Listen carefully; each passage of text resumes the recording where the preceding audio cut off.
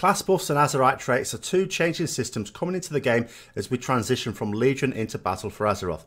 Both of them have the potential to be huge balancing pitfalls, and so I'm going to go through the implications of the systems for both dungeons and raids, how much of an impact it's likely to have, the concerns some players have and to what extent they're justified, and what changes in direction the developers have taken which many people are not yet aware of. Now, I covered Azerite Traits in the first video a few days ago, and now I'm going to take a quick look at Class Buffs.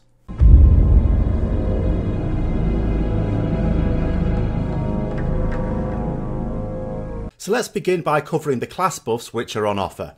Warriors, mages and priests get standard buffs, attack power, intellect, stamina respectively.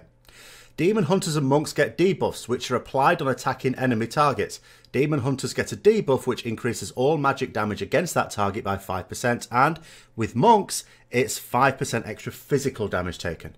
So let's say a dungeon group has a mage and a boomkin. Taking a demon hunter means the equivalent of about, let's say, up to 15% extra spell damage.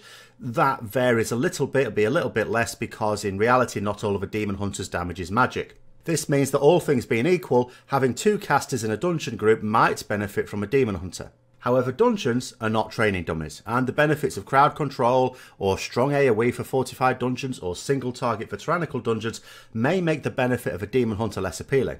That's not to say that a demon hunter wouldn't be effective in those situations, just that their class debuff isn't the almighty invitation to groups that some might imagine. In a raid, however, you might easily have multiple casters, some partial magic damage from some melee, and healers when they get sick of saving your sorry arse and go ham on the DPS instead. As such, the buff might end up being worth 30–40% on top of the normal DPS. This makes it worthwhile taking a lower skilled or geared player. Depending on your raid composition, you might even find poorly geared alts being more useful than your better geared main if it's the only way to get that debuff into the raid. This is assuming they would survive and can do at least 70% of your main's damage, of course. A similar consideration would be made for monks. Your raid group and the amount of physical damage flying about may determine just how desperately you want the Windwalker monk if you don't have a brewmaster. With the debuffs, it's also worth considering targets in the fight. On a single target boss fight, it should be mostly alright, but then there are niche situations such as Cahoon, where your debuff bringer might be otherwise engaged in non-DPS duties and not supplying their debuff at certain points in the fight. Or there may be multiple priority targets spread out. This would also lessen the power of the debuff. For the direct buffs, which warriors, mages and priests bring, there are scrolls which provide weaker versions, so the benefit of bringing those classes tends to rest on the extra brought by the classes themselves. Still, these three classes tend to be strong in other ways that they are desirable in most rosters. But on balance, you would be less desperate to include these in either a dungeon or a raid. If people are dying to a raid mechanic with small amounts of overkill, then maybe it's worth getting the genuine stamina buff, rather than the scroll for example, but it's unlikely to come to that. All things considered, the debuffs are more likely to be worth more than the buffs. That being said, if you have either a demon hunter or a monk tank, or even both, then you may be able to maintain the debuffs without the need to include them in your DPS roster.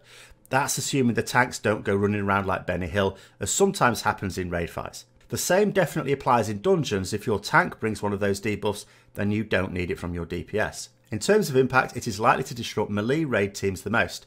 The debuffs are both brought by classes which, although can be a tank and so may be covered in some guilds, can only apply those effects from melee. Given that many bosses are much simpler with heavy range and light melee, having such powerful debuffs blocks out a couple of slots for melee players.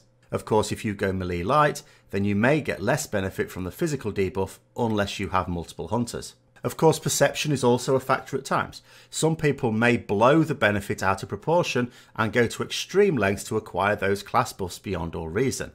They may not be able to consider just how much the class buff or debuff is bringing and assume that they must have it at all costs.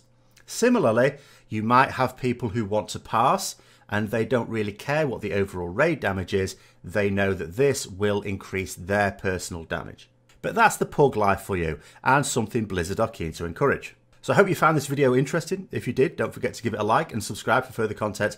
Comment with your thoughts below, share with others who may also be interested, and until next time, I'll see you later.